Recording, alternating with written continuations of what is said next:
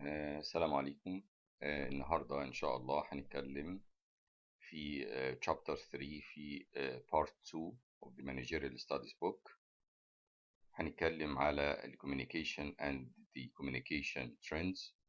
هنتناول النهاردة إن شاء الله عملية الاتصال the communication process, the communication skills مهارات الاتصال, and the new communication trends والاتجاهات الحديثة في مجال الاتصالات الإدارية.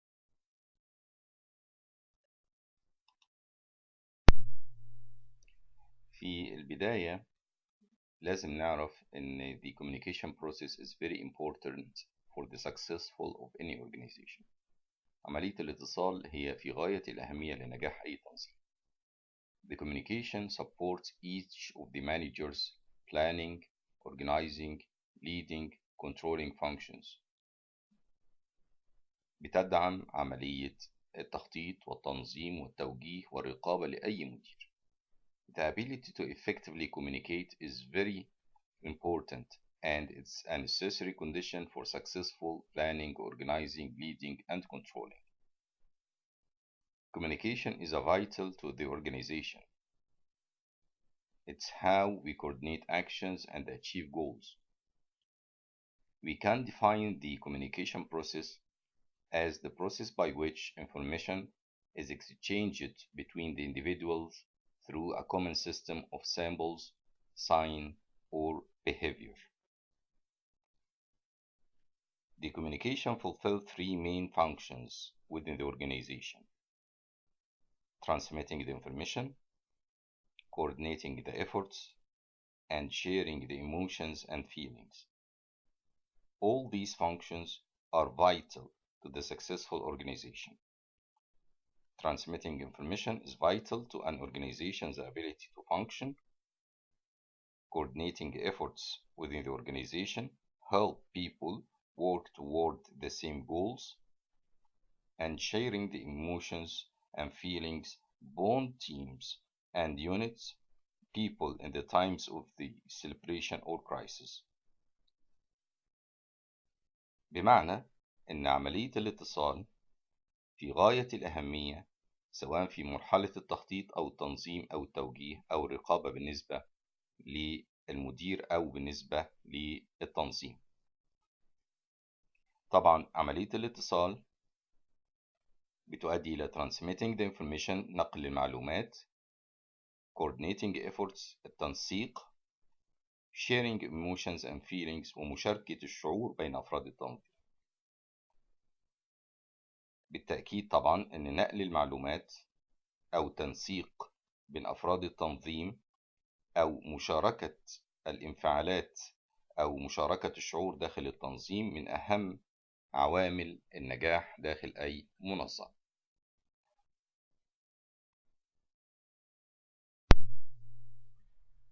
This model describes how we can communicate effectively. As we see, the message begins with the encoding process. So there is a sender who encode the message and send the message through medium.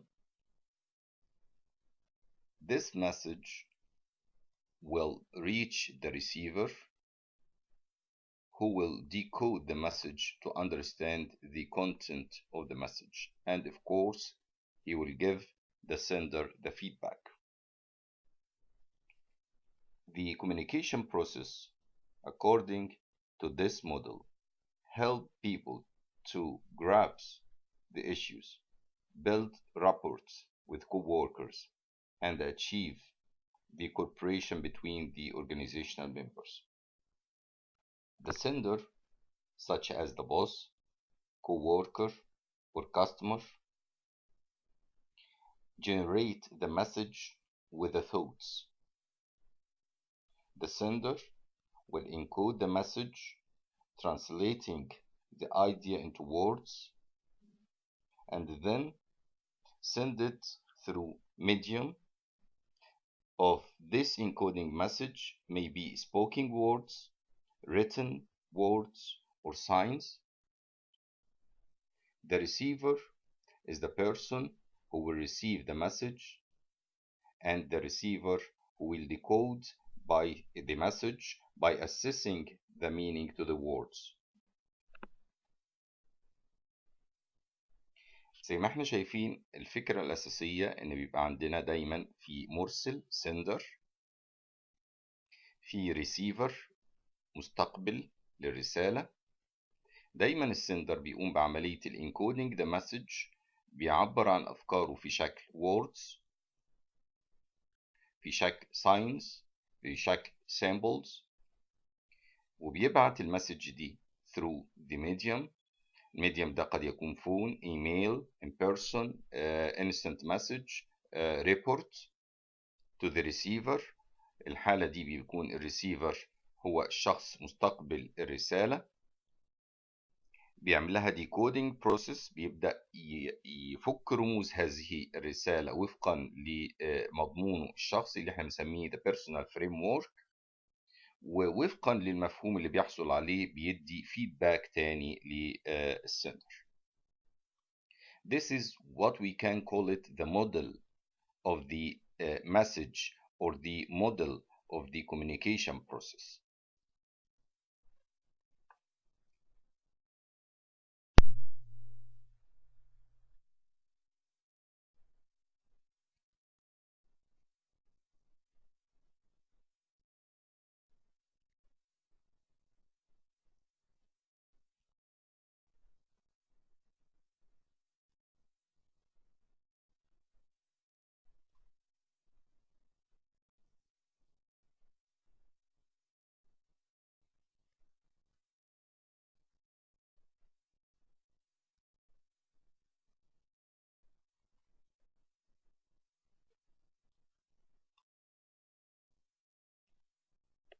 أحد مشاكل عملية الاتصال هي the filtering process، أو ما نسميها عملية فلترة عملية الاتصال، أو فلترة المعلومة بما لا يحقق المعنى الحقيقي لها. Filtering is the distortion، هي عملية تشتيت or withholding the information، أو إخفاء بعض المعلومات عن الشخص اللي بيتلقى المعلومة. Some example, for example, if we wanted to give an example for this situation, filtering include managers who keeps the division's poor sales figures from his boss. أحيانا ببعض المديرين أو بعض مديرين المبيعات على سبيل المثال بيعطوا أو بيخفوا النتائج السيئة لأداء أقسامهم عن رؤسائهم داخل العمل. ده نوع من أنواع الفلترنج، أو اللي احنا بنسميه فلترة للمعلومة بما لا يخدم مصلحة التنظيم. طبعا قد يكون له مجموعة من الأسباب، منها selective perception، ومنها the lack of the source credibility، وأيضا the gender differences in the communication process. في مجموعة من الأسباب، يعني هي دي اللي بيكون طبعا في الآخر بتؤدي إلى سوء عملية التنظيم، أو اللي احنا بنسميها the poor communication process. the poor communicational process.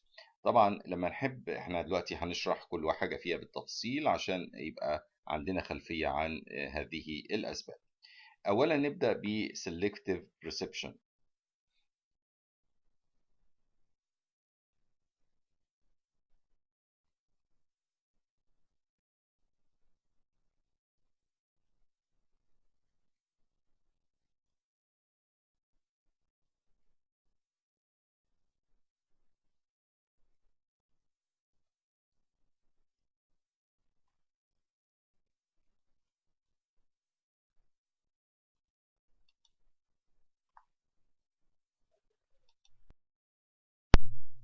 طيب هنتكلم عن الأنواع المختلفة لعملية الاتصال الإداري. So what are the different types of the managerial communication process?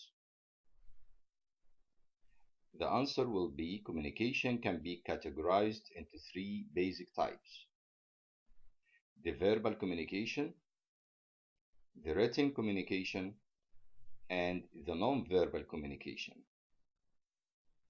The verbal communication, in which you listen to a person to understand their meaning, while the written communication in which you read their meaning, and the non-verbal communication in which you observe a person. Each one of these communication processes has its own advantages and disadvantages. The advantages of each kind or type of these communication types will be as follows.